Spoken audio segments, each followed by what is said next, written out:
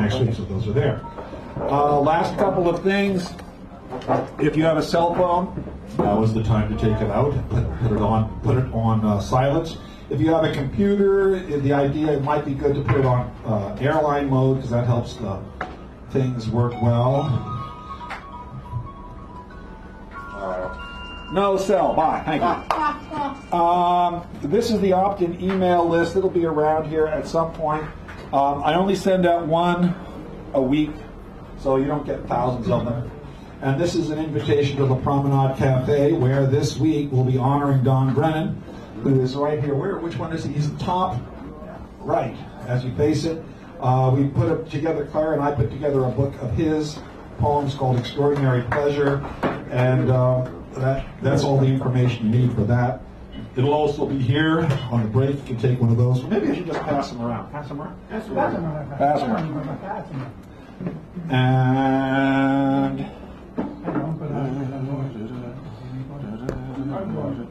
it might have already just glitched out on us, but that's okay. So anyway, there's anything else? No, there is nothing else, I don't think. Let me check my list. Thank everybody. Thank the help back there in the back. Yes, we did do that. We honored that. The light condom, I don't think we need it. The amplifier is set up, and when you come up here, like I say, if you face about like this, you'll get a side shot. This is, they see your back. So you go like this, like that. And I can adjust this a little bit, but I don't like playing with it too much because then it starts getting... Anyway, so there's space on the open mic thing, and if you haven't had a chance to sign up, the first half is pretty much full, so when the break comes, we'll have people sign in for that, and that thinks I will now remove myself. And give yourself a round of applause again, just for the heck of it.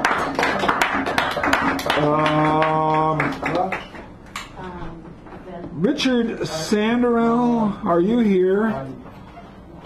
He is the honorable keynote, the keynote of the evening, so give him a round of applause. If he comes up, you're up. What a great removal that was.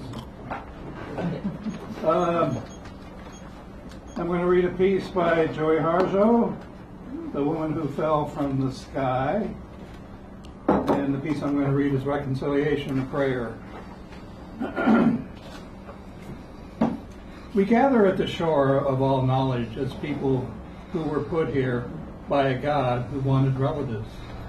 This God was lonely for a touch and imagined herself as a woman with children to suckle and to sing with, to continue the web of the terrifying, beautiful cosmos of her womb. This God became a father who wished for others to walk beside him in the belly of creation. This God laughed and cried with us as a sister at the sweet tragedy of our predicament, foolish humans. Or build a fire as our brother to keep us warm. This God who grew to love us became our lover, sharing tables of food enough for everyone in this whole world. 2. Oh, sun, moon, stars, our other relatives peering at us from the side of God's house, walk with us as we climb into the next century, naked but for the stories we have to tell each other. Keep us from giving up on this land of nightmares, which is also the land of miracles. We sing our song, which has been promised as no beginning or end. 3. All acts of kindness are lights in the war of justice. 4. We gather up these strands broken from the web of life. They shiver with our love as we call them our names of our relatives and carry them to our home, made of the 4 directions, and sing.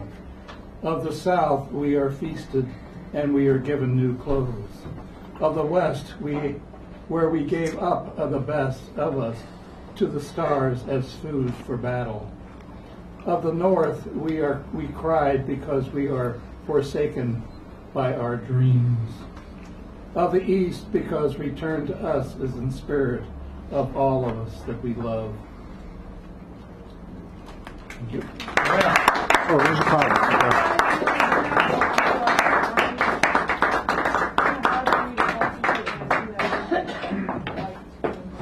Oh, one thing I forgot. Sorry. If you do read a poem by someone else, I give you one of these, and you put your name, the poet's name, and the play of the poem. So when I write up, it's fun. All right.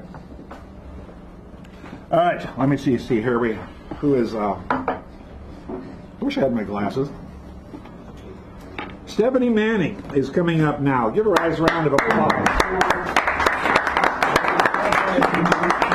She is. Thanks, Richard. Nice Joyce Harjo making.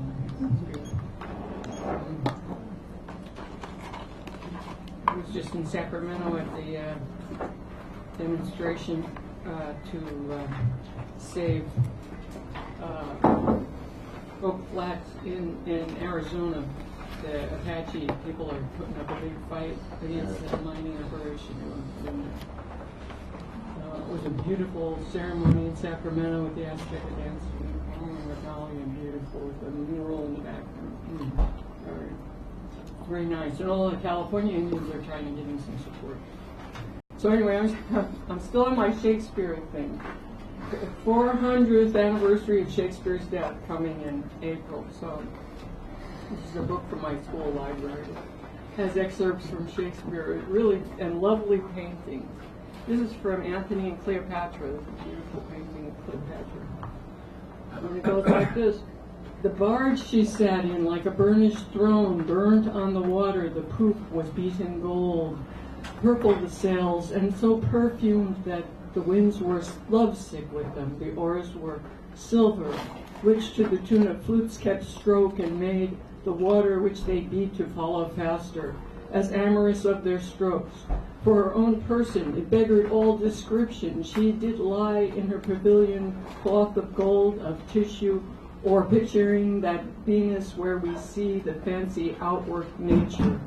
On each side her stood pretty dimpled boys like smiling cupids with diverse colored fans, whose wing did seem to glow the delicate cheeks which they did cool, and what they undid did. This beautiful syntax that Shakespeare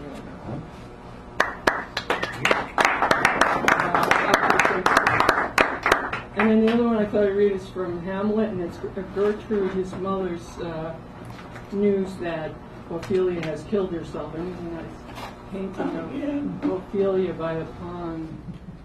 And she says, there is a willow grows askant the brook, that shows her hoar leaves in the glassy stream. There with fantastic garlands did she make, of crow flowers, nettles, daisies, and long purples, that little shepherds give a grosser name, but our cold maids do dead men's fingers call them. There on the pendant boughs, her crown net weeds clamoring to hang, an envious sliver broke, when down her weedy trophies and herself fell into the weeping brook. Her clothes spread wide, and mermaid-like a while they bore her up, which time she chanted snatches of old lauds, as one incapable of her own distress, or like a creature native and endued unto that element. But long it could not be, till that her garments, heavy with their drink, pulled the poor wretch from her melodious lay to muddy death. Stephanie Manning and Shakespeare. Excuse me. All right.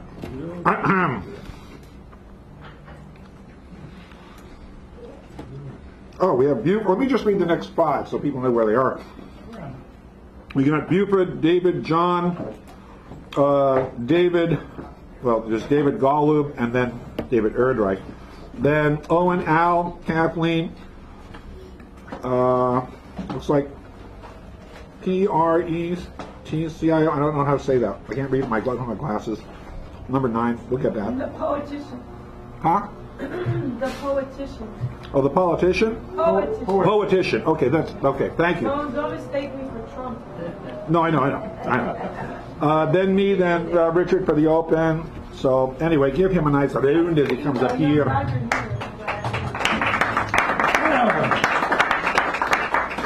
This is called Life Not Perfect. Life not perfect, my teeth falling apart. No money right now to fix them. No BFF, she got mad at me and split.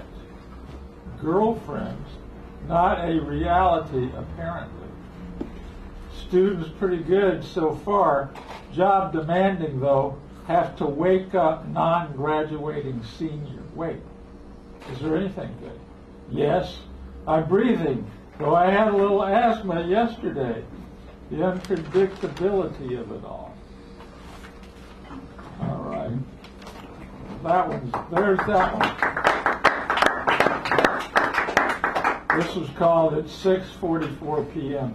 I'm in a group at Cafe Trieste with Owen and a bunch of other poets almost as good as Owen. So anyway, this is called 6:44 p.m. I need another poem besides the second one to keep up with the prolific fellows at Cafe Trieste. I'm tired from working with teenagers at a high school, but here's my effort. Now it's 6:45 and I still need one more. The rigor is important. Last one. This is about my job with my students, because I'm a teacher's aide in the San Francisco schools. This is called Radical Classroom. Sitting watching the young senior at the high school, his knee on the seat of his desk. Do you think I should cook my dog? He asked. I think in jest, grinning. No, I think since you're so anti-vegetarian, you should eat your traditional meats. Chicken, beef, like that, I say, scratching my practically bald head, keeping my eye on the suicidal 17-year-old. He keeps smiling. Whoa. Thank you. Buford Button. That was great. Buford Button for lunch. David Golub. Did I say that right? Am I saying it right? Golub, yeah. Okay, all right. Give him a nice, let me just lower it for you. Is that good? Okay, this is called To Mike, a Last Word. How many of you remember Vampire Mike Cassell? Oh, yeah. In memoriam, Michael Allen, Vampire Mike Cassell, 1953 to 2008. You wouldn't talk to me for more than 4 years, so I stayed out of your face if I could. Mostly you stayed out of mine. The one time you had to speak to me at the Lerner Memorial at Dillon's, you were civil and told me where to stand on stage. I thanked you, but you hadn't changed your mind that I betrayed you. I hadn't expected you to. I resented being rejected, though. I wore your Going for the Low Blow t-shirt inside out to the main library cafe, so I wouldn't advertise your book the day I think before you died. But when I was in the same library cafe Monday afternoon and Julia phoned me with the news, I said, oh shit, because it was such a waste. I don't expect you'll want to talk to me now either. But on the occasion of such an important career transition as yours, I just got to update you. You've left a mess behind here, you asshole. Pasha and Kathleen are both totally broken up. Both have accepted hugs from me. Della was having a hard time already. I should have told her you had said she was totally beautiful and totally evil. You were so proud of her. At least you had the wit to love strong women. A lot of women will have to be strong now that you've gone. Nobody knows what to do without you. You officiated solemnly at Polly's wake and brought balloons to David Lerner's proclaiming you were going to put the fun back in funeral. You were drafted into the Elegy Corps again and again like the rest of us, and fired off shots as sharp and as honorable as any. You wrote the Micheline elegy that I remember. and it'll help me remember Jack as I ought to remember him. You honored each dead as each death needed, and helped the survivors put themselves back together.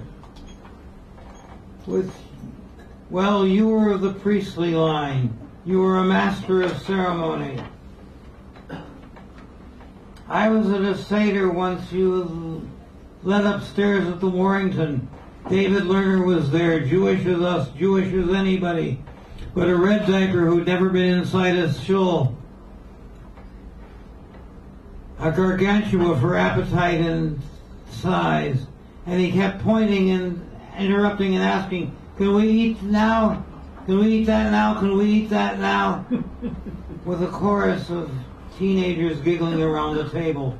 You handled it with a heart, with harassed aplomb, and steered us through the Maxwell House Agata, resolute and stern, your head lifted like Moses walking the people across the sea. Who's going to handle the ceremonies for you? There's at least as much chaos. There's at least as much to put together in as many. But hey, the band's gonna get gotten back together again. It took you dying, but the band's back together. All the headless worms and Steve's firefighter buddy Bruno to succeed you on guitar. Of course, no one can replace you. The same old studio, now with an extra door of iron bars. We've had 2 rehearsals and we're working better together already. We'll miss your inspiration, but we're a bit relieved it doesn't have to be all your way anymore. And the rest of us are ready to admit we don't sing that great either, and look for someone who really can. You insisted on singing all your own songs, but hey, now that the only thing that could shut you up finally has, we may even get a real singer and put them over. But I still have a hard time seeing the old graffiti Ice Worms rule. And I have a hard time remembering driving up with you and David Lerner to Nevada City. Laura drove Joey up separately. Laura laughed when we got there late. We had to stand back an hour into the trip to get David's back pillow. And you and I were both pissed, as usual. I did the driving and you did the kvetching. And you did a better job than I did. Got the driving or the conviction? Laura laughed and called us the traveling Jewish poetry circus. And when I remembered that after you were dead, I cried. When I remembered that after you were dead, I cried for the first time. Fucker, you stuck me with being the sole survivor of the traveling Jewish poetry circus. Pasha tried to help me with a small paper ceremony. In my sink down here in the basement, I burned 2 Chinese held banknotes. She slipped me for me to offer to you. He'll need cigarette money, she told me, and it turns up real easy. And I remember your rants on the subject of the Chinese.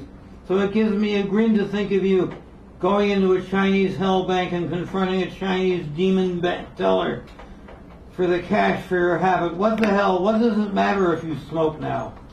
Besides, Pasha said you actually like Chinese funeral money. But the notes I set off my smoke detector. A loud alarm, if you like, to alert the dead that a Klingon warrior is coming. Thank you. David Golla.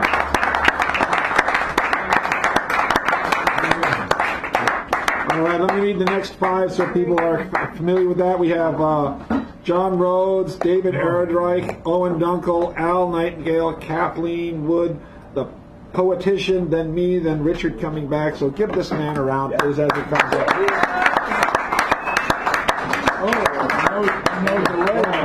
No, there isn't much of a delay. As they say in France, Yahoo! Okay.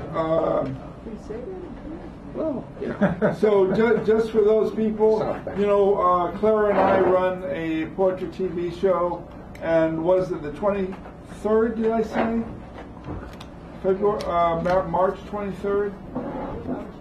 Yeah. Well, it's on. She'll check for me. It's on Facebook. I haven't sent out a message yet, but, well, actually it isn't on Facebook. I'm going to have to put it, I've been meaning to do an event posting about it. I haven't done it yet. But everybody's welcome to come there. The 22nd? Oh, wait, hold on. Yeah, 22nd. So is that a Tuesday or Wednesday? Tuesday. Tuesday. So we also have an open mic, and you can be in the open mic. And we put all the open mic material on YouTube, and plus that you get to see the features read for television. So I have a short poem. I'm not getting very much. Well, it doesn't matter. I speak too loud anyway. This is from my last small poetry book. Not my last, the one before, the one before I'm working on, and it's called A Woman's Scone, and that's just a play on word, a woman's scorn. And here is the poem. It's a short poem. Why does the artist have to eat the scone? It seems to be a collection of Lazarus's crumbs and bones. The criminal eats off the judge's table, but he won't give his soul to the judge by swearing on the Tower of Babel.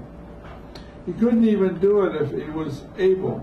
The judge can bumble, but the criminal couldn't be humble. Digesting mistakes in the forms of crumbs must be done, even when one can't reconcile suffering with fun. Man's genes perhaps carry sins, but I wonder why only those who can't speak are struck dumb. The terrorist will attack Rome, but why does he always have a stone to cook? Why does contriteness never go to the bone? The baker of scones feed you with his blandness, but I'm not the grandest because I eat that which I detest. A woman might scorn me, but perhaps my mother must still care because I have been many times reborn. But while she gives me her love, society refuses to recognize me, nor has society been about shams forewarned. Why is the town war-torn? Why are the pacifists forlorn? Thank you. Thank you, John Brown. And now we have David Erdreich before Owen, Al, Kathleen, Poetician, myself, and Richard Sander L. coming back for the open. So give this man a welcome. He and his sax. Do you have a name for that? Does it have a name? What? Your saxophone. Harvey. No. I was going to say that's a good name. It reminds me of that movie. No. Not Harvey the Invisible Saxophone. Yeah. Well. I'm going to start with Ikushi Nue Neon, a traditional Basque tune. I just joined the World Harmony Chorus, and we're doing this. When I saw her, when I saw you, anyhow, it's tongue in cheek, but I'm not gonna do the words. I do sing it too, so I'll do a short version.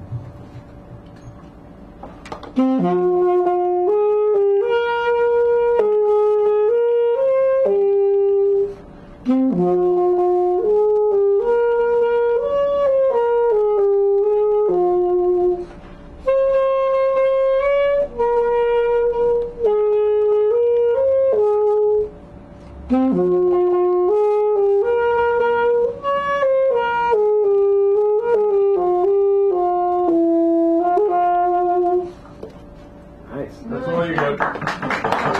Oh! Now you gotta listen to me. Oh no! Now you gotta listen to me. Whoa. Remember, we are professionals.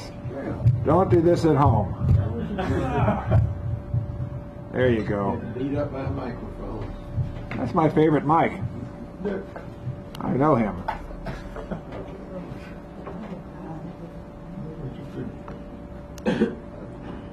Don't sign your work. Anonymous, any man is anonymous, any man is anonymous, any man is able to make clear, without a name to interfere, principles simple in nature, unhindered by nomenclature, pulse is followed end to end, enabling sight around the bend. Body syncs electrically, jumps the gap from you to me. Extrasensory perception correctly pinpoints the direction. Essential thought through lips unbroken needs not have its meaning spoken. Disbelief is now suspended. Time and space deftly transcended. If we've learned the lesson well, story done, no more to tell. Yeah. Don't sign your work. Avoid the void. Avoid the what? Clever cleaver splits infinities to threesomes and lonesomes, meaning the average pie slice tastes as irrational as a politician on fractals. Hook the ends of omega together, close the loop, strip the Mobius of its side, and you're left with a point of light so heavy with dark matter its compacted wisdom rattles the teeth of the storm, expressed by a singularity, finding love in a black hole, while dispersing from the emulsion, since oil and water don't mix, and we can't imbibe petroleum.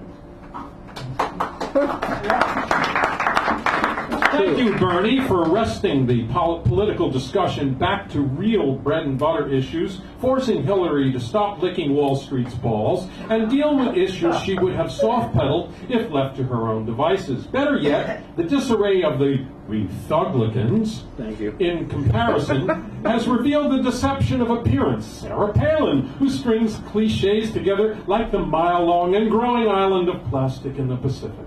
The war lover, John McCain, still hoping someone will die and make him a hero. The suicide pact NRA, who would teach kindergartners to murder each other. The Koch brothers, whose greed destroys their own brothers so that plutocracy can reign as they wisely buy politicians at the state level. Like Scott Walker, for one, a prime example, or the state of Kansas for another. An example of the snake trying to devour itself and all of us. And finally, Trump the Frump, Cruz, and Rubio, whose tangled web does not deceive with all the extended lies they weave. Now, if we can avoid torture ghouls like Cheney and village idiot Bushes and keep separation of church and state in focus, we can deal with racist police forces and recognize the pseudo-Christian religious hustle which has plagued us since the beginning.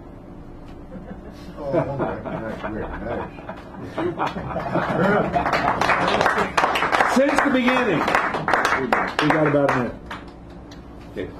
Think of a title as an oblique, a muscle infrequently used in need of attention, a door leading to many windows, or a mirror.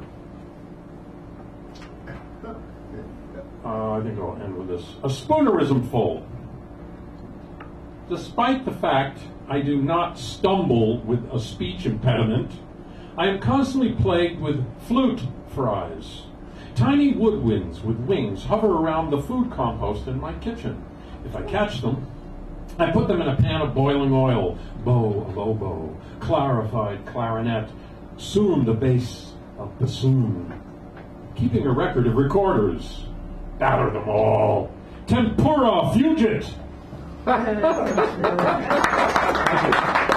David Erdreich and Harry, or Henry, or whatever that guy's name is. Harry. All right. Thank you. So we have Owen, then Al, then Kathleen, Poetician, myself, Richard, and then QR. So, Owen, come on up here and hold fourth or fifth or whatever you like. Give him a round of applause or a parallelogram worth.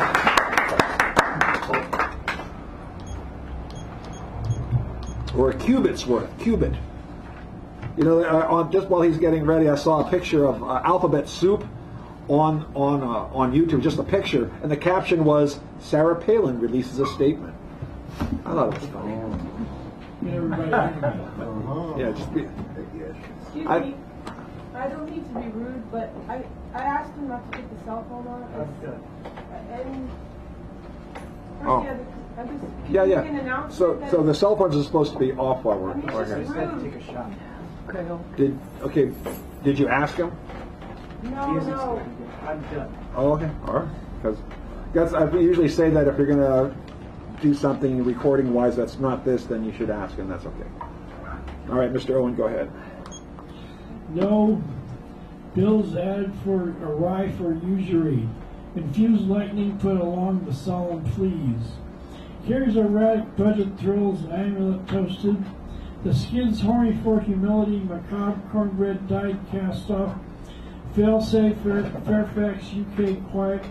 Picnic cannot say no to marbles of marble cacophony. Budrin, her shroud shredded, save for safari of torches.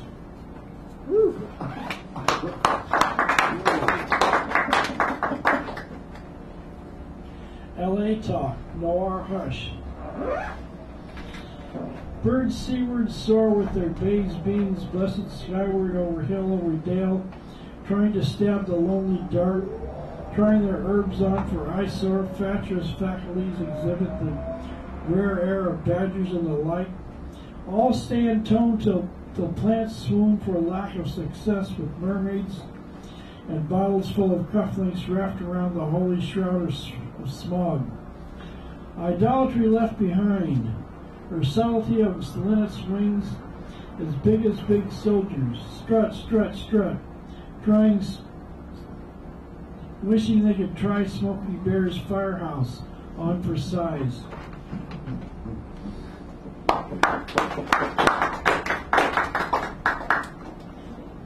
Pace.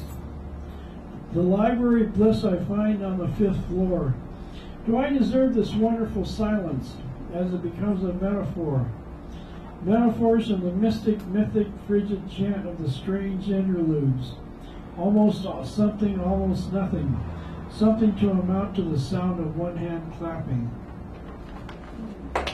Right. Dark. Evening Hate Street, the very shadows pause to become trees that shout the wind, the tunnel we dug to escape, a sour silent surf, contrite the passion, apples we pray for the solemn night of words, the wild witches run about to hope the night never becomes day.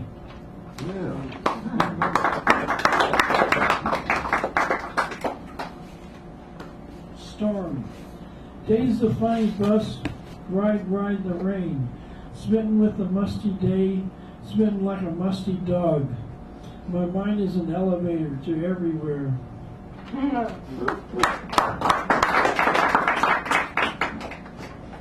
Nice. The good poem has no shape.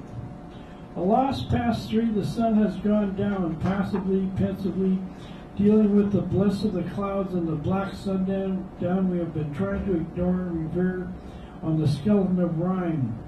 We give the bright day of has-beens and whatnots the passion they wish they had lived, and are soon trying to believe that the good poem has no shape, as if I knew.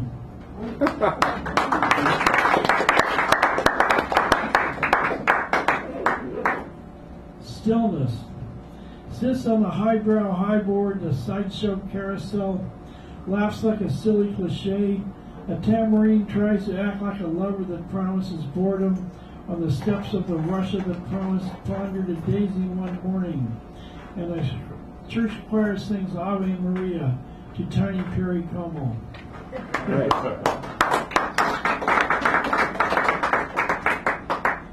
Fortunato. Mutual concerns, the beloved, the dead are living still. Nights the razors rebuffed, the cloud struck one, the mouse ran down. Oramus bridegroom, Aloysius squeaks for its supper. It jazzes me, carols ring for Christmas. Sing it all right as mama's boy. The way of all flesh, Judge Judy is Jesus in disguise. More fun than a monkey's flight to a space land beyond my tears.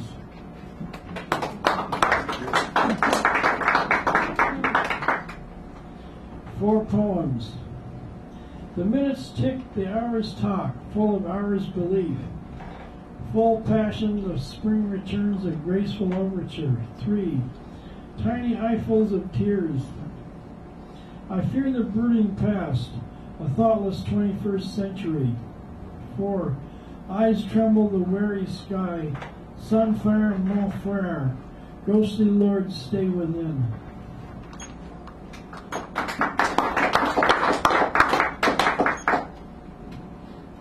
To 16th and Mission. Gotta wait, just finish it. That's me. Valley Forge muses upon the cold barley oats, save all the evening's crown on love because it's getting down. Every time the sun bursts on Charlie, the rare exuberance, the gnarly times I've had during the day. Gown and slipper, oh make a fuss. Town choirs make an appearance in Marley's ghostly chains, clanking over the hard sound the mind makes late at night as it shakes the cards loose from the quiet room door. Squeaking gate after squeaking gate chimes the clock. The minutes pass to eternally mock. Thank you, Owen. Owen Dunkel, ladies and gentlemen. And now, the recitations of Al before Kathleen, the poetician, myself, Richard, QR, and then our feature coming on, which will be wonderful. So, Mr. Al Nightingale, come on up, please. And then, like I say, we have Kathleen, poetician, myself. Thank you, David. There we go.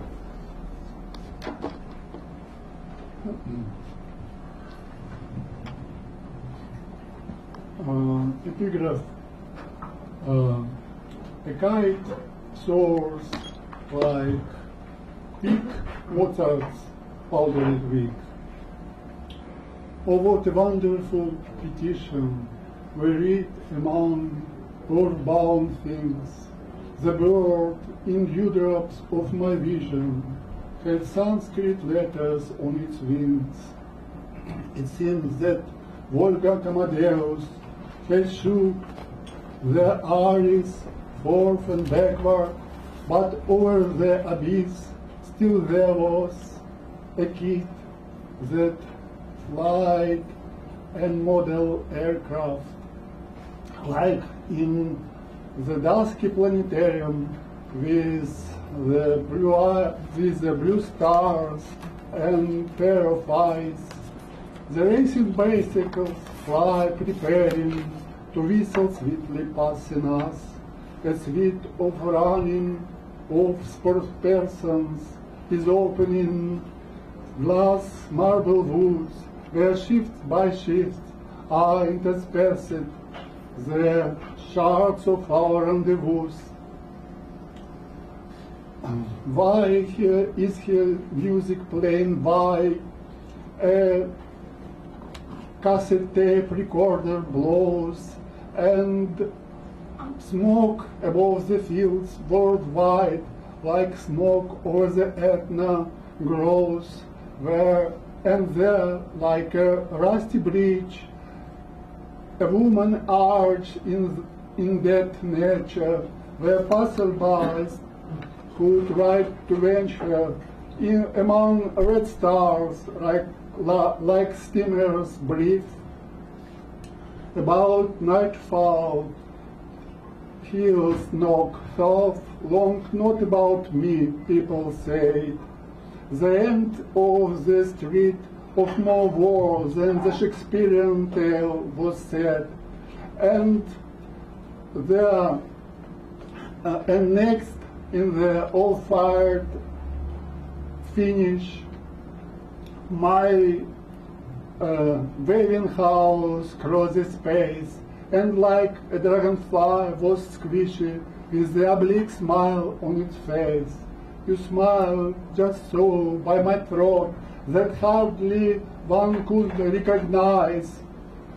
The eyelids swayed back and forth like swallows on electric wires, and every moment not the same, as if an insight has been found. Stumbling off your scorn, insane, an aircraft fell to the ground. Thank you, Al. All right, so we have Kathleen Wood coming up now. Please come on up and give her a nice round. Then the poetician, myself, Richard, QR, and then our teacher.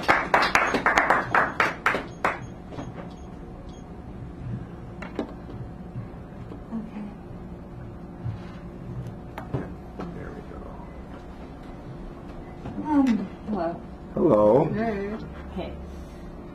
I have 2 poems. I'm not sure if the first one has ever been read anywhere, but it's been around long enough that it's in my latest book.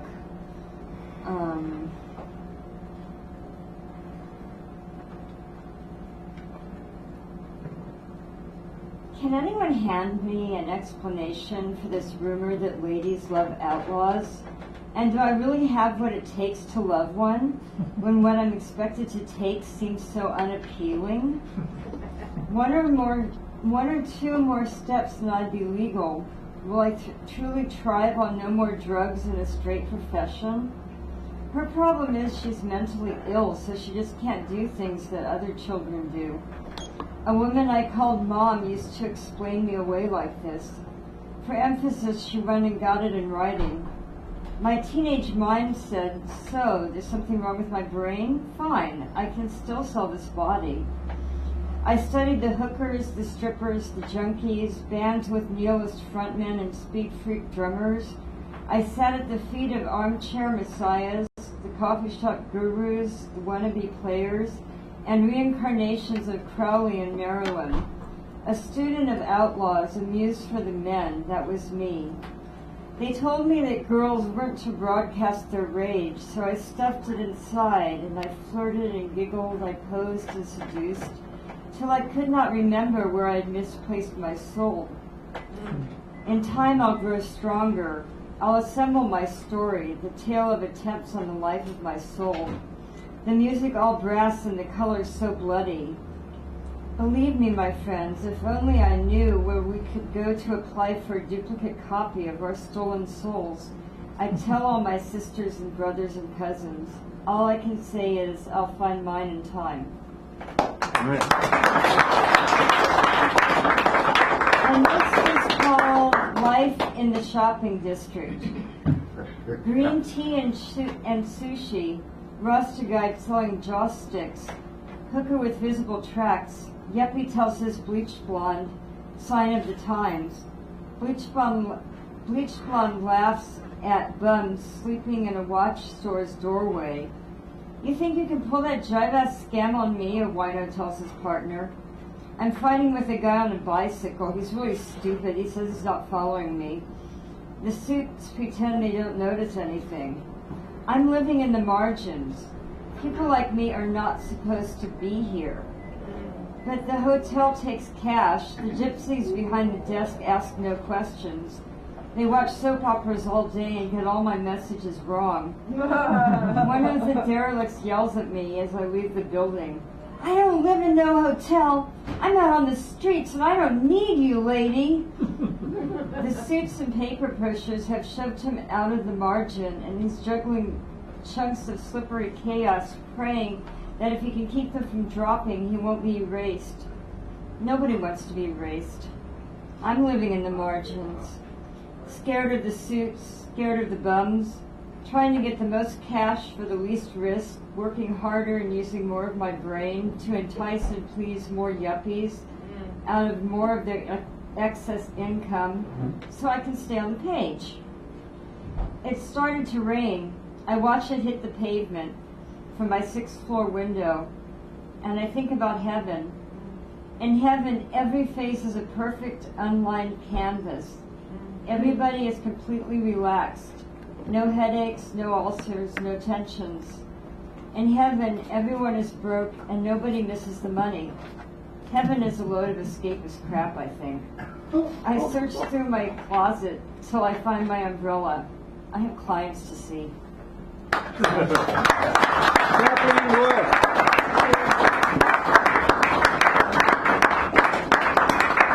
Okay, so the poetician is next, and I'm going to make a change right here so we